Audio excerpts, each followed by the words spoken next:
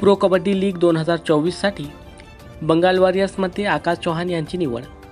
मानोरा तालुक्यातील देवठाणा या एका लहानशा खेडेगावातील युवक आकाश चौहान याची नुकतेच प्रो कबड्डी लीग 2024 सीझनसाठी टीम बंगाल वॉरियर्समध्ये निवड झाली असून संपूर्ण महाराष्ट्रात कौतुकीचे वातावरण निर्माण झाले आहे।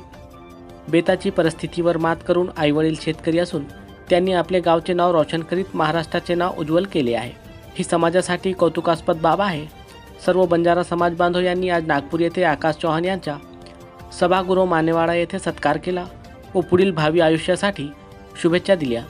यावेळी नागपूर दिघोरी नागरीचे कारभारी सीताराम राठोड, राजू रत्ने तांडा सुधार समिती, मनोहर राठोड शेतकरी नेते, संजय मदनाळे, देवीदास रामचंद्र पवार, रविसिंग राठोड व आदी समाज बांधव उपस्थित होते।